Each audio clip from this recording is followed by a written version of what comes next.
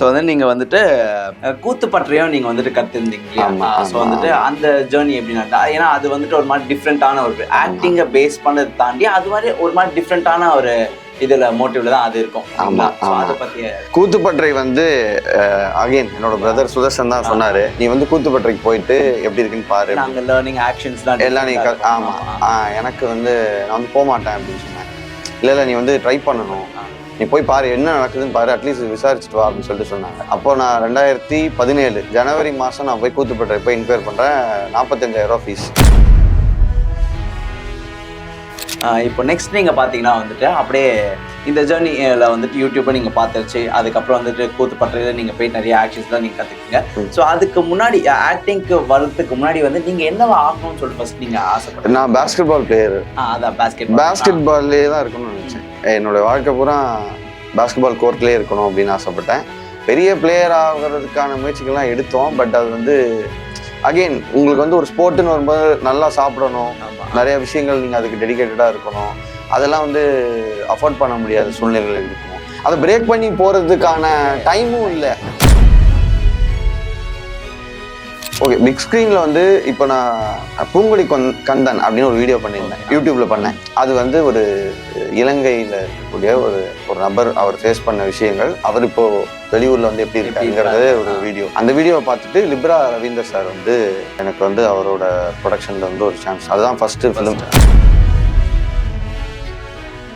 ஓகேண்ணா, இப்போ வந்துட்டு அதர் தென் ஆக்டிங் தாண்டி வந்துட்டு மீடியாவில் உங்களுக்கு வேறு ஏதாவது ஆசைகள் இருக்கா? லைக் டிரெக்ஷனாக இருக்கட்டும், இல்லை வந்துட்டு நான் வந்து இந்த மாதிரி ஒரு ஃபிலிம் வந்து நான் பண்ணணும்னு ஆசை இருக்குன்ற மாதிரி ஏதாவது ஐடியாஸ் இந்த ஃபியூச்சர் இருக்கு? ஆசை இருக்குது, டேரக்ட் பண்ண ஆசை இருக்குது. ஆனால் தெரியல, நம்ம என்ன அவ்வளோ எக்யூப்டான்னு தெரியல, அது நிறையா கற்றுக்க வேண்டியிருக்கு. கேரக்டர் ஆர்க்கெல்லாம் எழுத தெரியாது எனக்கு இன்னும். சும்மா கண்டென்ட் பண்ணுறேன், ஆனால் டேரக்ஷன்லாம் கொஞ்சம் பெரிய இடம் கற்றுக்கணும். ஆனால் கற்றுக்கிட்டு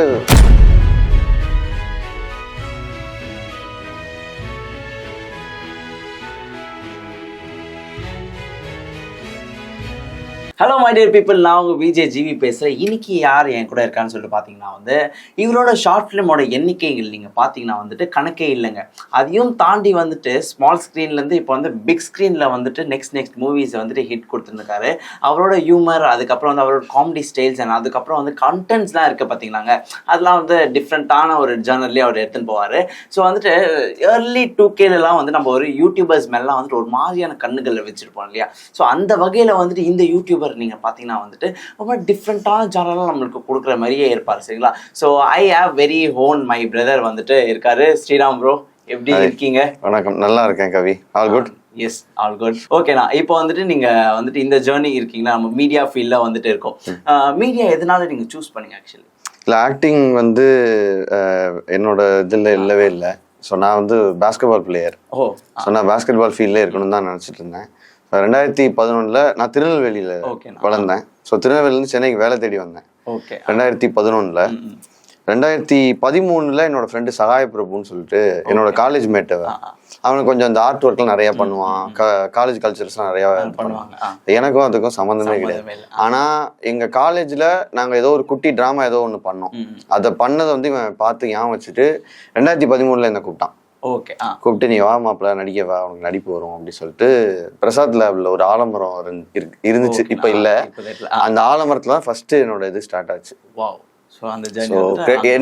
என்ன கண்டுபிடிச்சது சகாய பிரபு தான். சகாய பிரபு, ஓகே ப்ரோ. அவரு ஆக்சுவலி உங்க ஃப்ரெண்ட் ரைட்? ஆமா, காலேஜ் மேட், என் கிளாஸ். அவன் கிளாஸ்மேட். ஆமா, இப்போ அவன் ஊர்ல இருக்கான். ஊர்ல ஷார்ட் ஃபிலிம்ஸ் எல்லாம் பண்ணிட்டு தூத்துக்குடியில இருக்கான் அவன். ஓகே. ஸோ அங்க ஷார்ட் ஃபிலிம்ஸ் எல்லாம் பண்ணிட்டு இருக்கான்.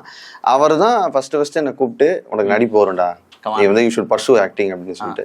எனக்கான நம்பிக்கை இல்லைன்னு வச்சுப்போம், ஏன்னா நம்மளுக்கு தெரியாது இல்ல.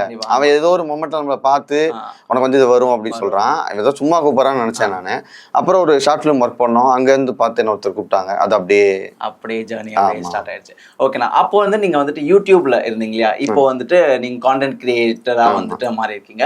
அப்போ வந்து யூடியூப்ல நீங்க எப்படி ஸ்டார்ட் பண்ணீங்க ஆக்சுவலா? ஸோ இப்போ யூடியூப் வந்து 2016 நான் ஒரு சேனல் ஆரம்பிச்சேன், அப்ரசன்டி அப்படின்னு சொல்லிட்டு.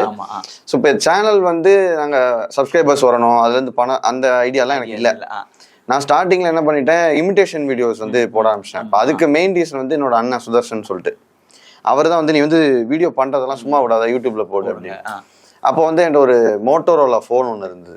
அந்த ஃபோனை வச்சுட்டு ட்ரைபாடு அந்த ஐடியா எதுவுமே தெரியாது. அப்படியே வச்சுட்டு ஆமா ஆமா ஒரு கயிறு கட்டி தொங்க விட்டு அதுல அப்படியே ஒரே டேக்ல அப்படியே நடிக்கிறது, டயலாக் மனப்பாடம் பண்ணி நடிக்கிறது, அப்படியே நடிச்சு டிஸ்கிரிப்ஷன்ல வேற போட்டுட்டு இருப்பேன். Tube light, source of light அப்படிலாம் போட்டு நடிச்சிட்டு இருந்தேன். அப்புறம் அது என்னாச்சு, இமிடேஷன் வீடியோ வந்து ஸ்டாப் பண்ணணும்.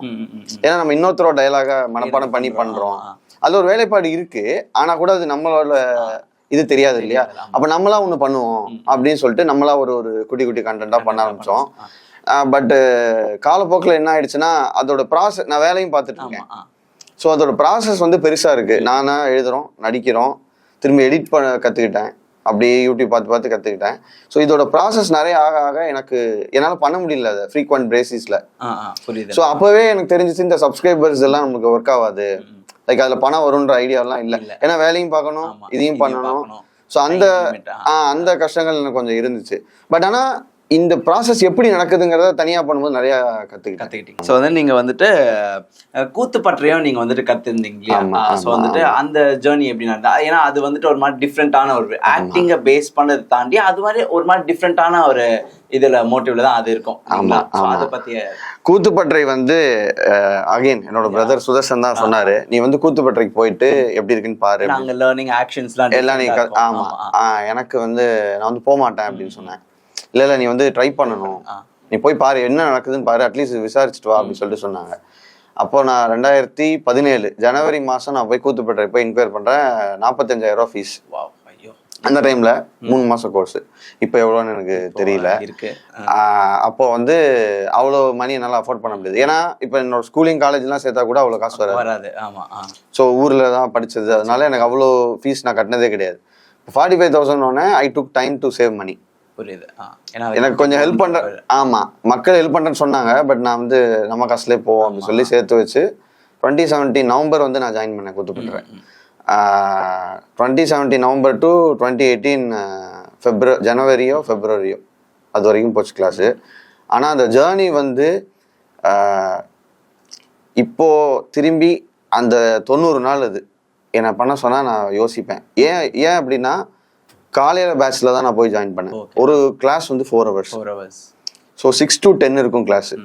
நான் மார்னிங் 4 o'clock எந்திரிப்பேன். பைக் கிடையாது அப்போ அந்த டைமில். எந்திரிச்சு நம்ம வீட்டிலேருந்து ஒரு 200 meters ஓடுவேன். ஓடி ஷேர் ஆட்டோ பிடிச்சி 6 மணிக்கு கிளாஸ், 2 ஷேர் ஆட்டோ பிடிச்சி கிளாஸ் போயிட்டு எனக்கு 11 மணிக்கு கிண்டியில் வந்து எனக்கு கேப், ஆஃபீஸ் கேப். நாம இருக்கிறது வந்து வலசரவாகம், கிளாஸ் சின்மயா நகர், கோயம்பேடு. அப்படியும் ஓடுவேன். ஓடி போய் விருகம்பாக்கத்தில் இறங்கி விருகம்பாக்கத்துலேருந்து இன்னொரு ஏரியா ஆட்டோ பிடிச்சி போய் அங்கேருந்து வீட்டுக்கு ஓடி, சாப்பாடுலாம் டைம் இருக்காது, பைய தூக்கி போட்டு வேலைக்கு. ஆமா ஒரு ஃப்ரெண்டு ஒருத்தர் வந்து கேப் போடுவார் எங்களுக்கு, வலசரவாக்கம் டு கிண்டிக்கு. அந்த ஃப்ரெண்டு வந்து சிவான்னு ஒருத்தர். அவர் இல்லைன்னா நான் யோசிச்சு பாக்குறேன் அந்த ஜானி எப்படி எனக்கு இருந்திருக்கும். ஆனா திரும்பி ஆஃபீஸ் வந்து ராத்திரி 12:30 வருவேன், மறுபடியும் 4 மணிக்கு எந்திரிச்சு கிளாஸ்க்கு போகணும். ஆமா அந்த 90 நாள் ப்ரோ என்னால இப்ப திரும்பி பண்ண சொன்னா கூட எனக்கு அலர்ஜிக். அது ஒரு லேர்னிங் எக்ஸ்பீரியன்ஸ். ஆமா கூத்துப்பற்ற கிளாஸ் வந்து அந்த 3 மாசம் வந்து எனக்கு வந்து ரொம்ப சங்கடமா இருந்தது. என்ன இது என்ன, ஏன் இப்படி, அப்படிதான் இருந்தது. நிறைய கொஸ்டின்ஸ் இருந்துட்டே இருந்தது. 3 மாசம் முடிஞ்ச போது முத்துசாமி ஐயா இருந்தாங்க. அப்போ முத்துசாமி ஐயா வந்து என்னை கூப்பிட்டு பேர் என்ன அப்படின்னு கேட்டாங்க. ஸ்ரீராம் அப்படின்னு சொன்னேன். அப்படி பார்த்துட்டே இருந்தாங்க. நிறைய ப்ராக்டிஸ் பண்ணணும் அப்படின்னாரு. அவ்வளோதான். ஐயா அப்படி சொன்னோடனே நான் என்ன பண்ணிட்டேன், அதை ரொம்ப ஸ்ட்ராங்காக பிடிச்சிக்கிட்டேன். பற்றையுடைய பாடங்கள் எல்லாம் வந்து பண்ண பண்ண பண்ண பண்ண பண்ண என்லைட்டனிங்கா நான் உணர்ந்தேன். என்லைட்டன் ஆயிட்டேன்னு சொல்லலை, பட் நான் அதை நிறைய இடத்துல உணர்ந்தேன். அதோடைய இம்பார்ட்டன்ஸ் வந்து நம்ம ஒர்க் பண்ணும்போது நான் உணர்றேன். ஓகே நம்ம இந்த இடத்துல மாறி இருக்கோம் அப்படின்றதெல்லாம் நான் புரிஞ்சுக்கிட்டேன். ஸோ அந்த டிஃப்ரெண்டான 3 month ஜேர்னியே வந்துட்டு ஒரு மாதிரி பெரிய சமாளின்ற லெவலில். ஆமாம் அதில் அவங்க சொல்லிக் கொடுத்த பாடங்களுமே வந்து எனக்கு நிறைய கை கொடுக்குது. அப்படி ஆமா காலம் பூரா அது இருக்கும். கண்டிப்பா இருக்கும். ஏன்னா அதுலதான் நீங்க ஸ்டார்ட் பண்ணீங்க. அந்த எக்ஸ்பிரஷன்ன்ற அந்த விஷயம்லாம் ஆமா எல்லாம் அங்கேதான். ஆமா அங்கேதான். இப்போ நெக்ஸ்ட் நீங்க பாத்தீங்கன்னா வந்துட்டு அப்படியே இந்த ஜேர்னில வந்துட்டு யூடியூப்பை நீங்க பாத்துருச்சு. அதுக்கப்புறம் வந்துட்டு கூத்துப்பற்றையில நீங்க போய் நிறைய ஆக்ஷன்ஸ்லாம் நீங்க கத்துக்கிட்டீங்க. ஸோ அதுக்கு முன்னாடி ஆக்டிங்க்கு வர்றதுக்கு முன்னாடி வந்து நீங்க என்னவா ஆகணும்னு சொல்லிட்டு ஃபர்ஸ்ட் நீங்க ஆசைப்பட்டீங்க? நான் பாஸ்கெட் பால் பிளேயர். அதான் பாஸ்கெட் பால்லே தான் இருக்கணும்னு நினைச்சேன். என்னோட வாழ்க்கை பூரா பாஸ்கெட் பால் கோர்ட்லேயே இருக்கணும் அப்படின்னு ஆசைப்பட்டேன். பெரிய பிளேயர் ஆகிறதுக்கான முயற்சிகள்லாம் எடுத்தோம். பட் அது வந்து அகெயின் உங்களுக்கு வந்து ஒரு ஸ்போர்ட்னு வரும்போது நல்லா சாப்பிடணும், நிறைய விஷயங்கள் நீங்க அதுக்கு டெடிகேட்டடா இருக்கணும், அதெல்லாம் வந்து அஃபோர்ட் பண்ண முடியாத சூழ்நிலைகள் இருக்கும். அதை பிரேக் பண்ணி போறதுக்கான டைமும் இல்லை. நீங்க காலேஜ் முடிச்சீங்கன்னா அடுத்தாப்புல என்ன இமீடியட்டா வேலைக்கு தான் போகணும். சொல்லிட்டு அந்த பை த டைம் நீங்க ஏதாவது பாஸ்கெட் பால் அச்சீவ் பண்ணிருந்தீங்கன்னா நீங்க ஃபீல்டுக்குள்ள போகலாம். அட்லீஸ்ட் அவர் கோச்சாவா தான் ஆயிடணும்னு ஆசைப்பட்டேன். அட்லீஸ்ட் அந்த ஃபீல்ட்ல. ஆமா ஆமா ப்ராபபிலி ஃபியூச்சர்ல ஏதாவது இருந்தா ஆமா கண்டிப்பா. இப்போ பிராக்டிஸ்ல இருக்கா பாஸ்கெட் பால் பிராக்டிஸ் இல்ல, ஆனா அது டெய்லி நினைச்சுக்கணும். டெய்லி நினைச்சு விட்டுறக்கூடாதா லெவலுக்கு. ஓகே சூப்பர் தான். இப்போ அப்படியே கம்மிங் டு நெக்ஸ்ட் வந்துட்டு பிக் ஸ்கிரீன்ல வந்துட்டு நீங்க ஃபர்ஸ்ட் பண்ண படங்கள் ஆக்சுவலி. ஓகே, பிக் ஸ்கிரீன்ல வந்து இப்போ நான் பூங்குடி கந்தன் அப்படின்னு ஒரு வீடியோ பண்ணியிருந்தேன், யூடியூப்ல பண்ணேன். அது வந்து ஒரு இலங்கையில இருக்கக்கூடிய ஒரு நபர், அவர் ஃபேஸ் பண்ண விஷயங்கள், அவர் இப்போ வெளியூர்ல வந்து எப்படி இருக்காருங்கிறது ஒரு வீடியோ. அந்த வீடியோவை பார்த்துட்டு லிப்ரா ரவீந்தர் சார் வந்து எனக்கு வந்து அவரோட ப்ரொடக்ஷன்ல வந்து ஒரு சான்ஸ், அதுதான் first film. Yogi Babu sir கூட ஒர்க் பண்ணேன், முருங்கா சிப்ஸ்னு. அதுல யோகி பாபு சார் கூட இருந்து ஒரு 6 days ஷூட் இருந்தது. அதுதான் ஃபர்ஸ்ட் ஃபிலிம்.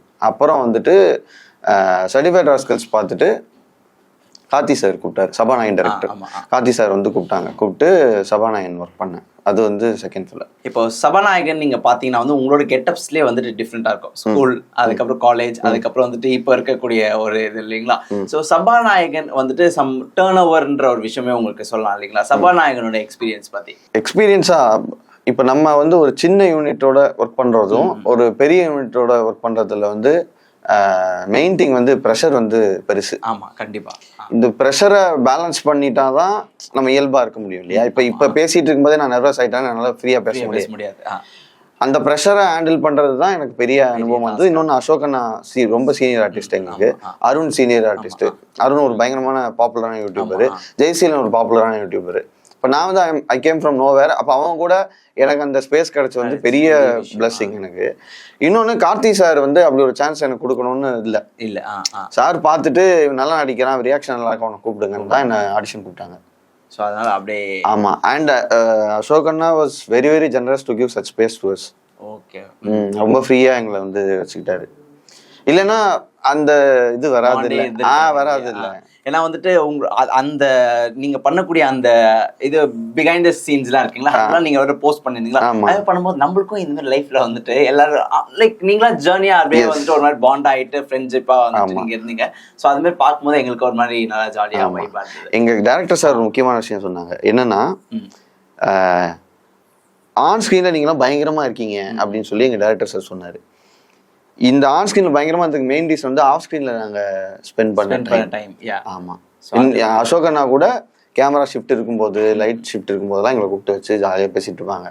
அந்த ஸ்பேஸ் இருந்ததுனால தான் எங்களால் அது பண்ண முடிஞ்சதுன்னு நான் நம்புறேன். ஓகே, நீங்க சபாநாயகன்ல இருந்த மாதிரியே வந்துட்டு ஸ்கூல் டைம்ஸ்ல ஒரு லவ், அதுக்கப்புறம் வந்து காலேஜ் டைம்ல ஒரு லவ், அந்த மாதிரி உங்களுக்கு ரியல் லைஃப்ல லவ் இருக்கா?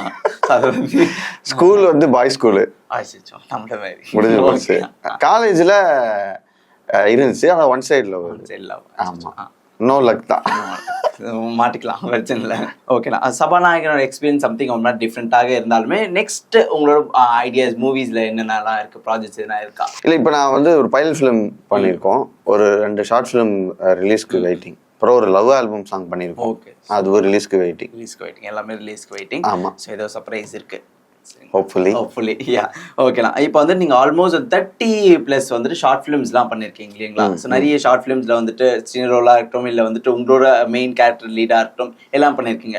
இது வரைக்கும் இந்த ஷார்ட் ஃபிலிம் வந்துட்டு எனக்கு ரொம்ப கஷ்டமான ஒரு விஷயத்தை கொடுத்து, இது எடுக்கிறதுக்காக இருக்கட்டும், அந்த டீம் ஒர்க்காக இருக்கட்டும், இல்லை உங்களுக்கு அந்த ஒர்க் ப்ராசஸில் வந்து சம்திங் இது நாங்கள் ரொம்ப ஹார்ட் ஒர்க் பண்ணி கொடுத்தோம், அதுக்கான சக்ஸஸும் வேற லெவலில் கிடச்சிதுன்னா எதுனா ஷார்ட் ஃபிலிம் மெயினாக இருக்கா?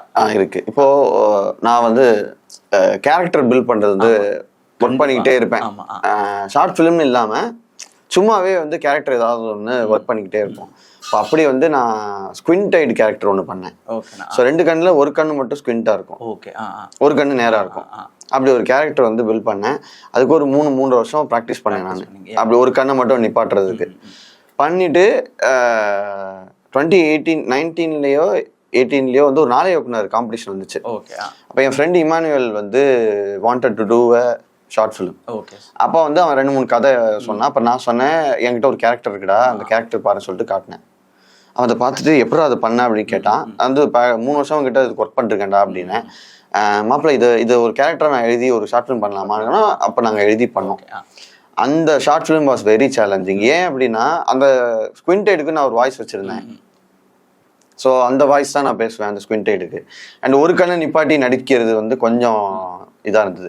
எனக்கு எங்கே ரொம்ப கஷ்டமாக இருந்ததுன்னா, நடிக்கும் போது நடிச்சு முடிச்சிட்டோம், டப்பிங் போகும்போது 2 கண்ணில் நேராக பார்த்து டப் பண்ண முடியல, எனக்கு அந்த வாய்ஸ் வரல. ஓகே, அதனால அந்த கேரக்டர் நீங்கள் அந்த கண்ணை மாற்றி தான் வாய்ஸ் வருது. இப்போ கண்ணை அப்படி மாற்றிட்டேன்னா ஸ்க்ரீன் தெரிய மாட்டேங்குது, சிங்க்ல இல்ல வாய்ஸ், ரொம்ப சிரமமாயிடுச்சு. அங்க பிரச்சனை. ஆமா, ரொம்ப நேரம் டேக் வாங்கிட்டே இருக்கேன், பிரேக் எடுத்துக்கிறேன் கேட்டான் அவன். அப்ப நான் டீ குடிச்சு வரேன்டான்னு போயிட்டு ஒரு டீயை போட்டு வந்துட்டு டப் இன்ஜினியர் சவுண்ட் இன்ஜினியர் கூப்பிட்டு, அண்ணா நான் வந்து பேசுறேன், சிங்க் பண்ணிக்கிறீங்களா, பைலட் ஒரு வாட்டி கேட்டு நான் பேசிக்கிறேன் அப்படின்னு சொல்லி. அது ரொம்ப கஷ்டமா இருந்தது எனக்கு. அதுக்கப்புறம் வந்து கடிவாளமும் குதிரையும்னு பிரசாந்த்னு ஒரு பிரதர் டைரக்டர். ஓகே, அவன் அந்த ஷார்ட் ஃபிலிம் என்ன இதுனா சிங்கிள் ஷார்ட் ஃபிலிம். அது 9.25 நிமிஷம். யாருமே மீட் பண்ணிக்கல நேரம், எல்லாமே லாக்டவுனில் பண்ணோம். ஆஃப்லைனில் வீடியோ காலில் பேசி. ஸோ வீடியோ கால்லே ஸ்டேஜிங்லாம் நடக்கும். நீங்கள் இங்கே தான் வந்து இங்கே நின்று இந்த டைலாக் பேசணும், இங்கே போய் இதை பெர்ஃபார்ம் பண்ணு சொல்லிட்டு 9 நிமிஷம் 13 செகண்டோ 15 செகண்டோ அப்படியே நடிச்சுக்கிட்டு இருப்போம். 2 பேர், நான் இன்னொருத்தவங்க, அப்படியே நடிச்சுட்டே இருப்போம். அந்த ஷார்ட் ஃபிலிம் வந்து லைக் ஒரு நாளைக்கு 2 டேக் 3 டேக் தான் போக முடியும்ல. 9.25 நிமிஷம் நம்ம நடிக்கிறோம்னா டயர்ட் ஆகிடும்ல. ரொம்ப ஒரு டேக்லாம் வந்து எப்படி ஆயிடுச்சுன்னா ஃபுல்லாக நடிச்சு எல்லாம் ஓகே, கடைசியில் நான் ஃப்ரஸ்ட்ரேஷன் வந்து கொஞ்சம் எக்ஸ்ட்ரா கொடுத்துட்டேன்னு சொல்லிட்டு 1 மோர் திருப்பியும். அது நான் டிஃபிகல்ட்னு சொல்ல மாட்டேன், செம சேலஞ்சிங்காக இருந்துச்சு. ஓகேண்ணா, இப்போ வந்துட்டு அதர் தென் ஆக்டிங் தாண்டி வந்துட்டு மீடியாவில் உங்களுக்கு வேற ஏதாவது ஆசைகள் இருக்கா? லைக் டிரெக்ஷனாக இருக்கட்டும், இல்லை வந்துட்டு நான் வந்து இந்த மாதிரி ஒரு ஃபிலிம் வந்து நான் பண்ணணும்னு ஆசை இருக்குன்ற மாதிரி ஏதாவது ஐடியாஸ் இந்த ஃபியூச்சர் மேபி? இருக்கு, ஆசை இருக்கு, டைரக்ட் பண்ண ஆசை இருக்கு. ஆனால் அது தெரியல, நம்ம இன்னும் அவ்வளோ எக்யூப்டான்னு தெரியல. அது நிறைய கற்றுக்க வேண்டியிருக்கு. கேரக்டர் ஆர்க்கெல்லாம் எழுத தெரியாது எனக்கு இன்னும். சும்மா கண்டென்ட் பண்ணுறேன், ஆனால் டைரக்ஷன்லாம் கொஞ்சம் பெரிய இடம், கற்றுக்கணும். ஆனால் கற்றுக்கிட்டு ப்ராபப்ளி. ஓகேண்ணா, நீங்கள் வந்துட்டு ஃபியூச்சர் மேபி வந்துட்டு ஃபிலிம் எடுத்தீங்கன்னா வந்துட்டு உங்களோட ஹீரோ யாராக இருப்பாங்க? சும்மா நார்மலாக ஒரு கெஸ்ஸஸ். அருண். இப்போ வந்துட்டு நீங்கள் டக்குன்னு ஒரு இடத்துக்கு போயிட்டு தனியாக நைட்டில் எங்கேயும் மாட்டிக்கிட்டீங்க, ஓகேங்களா?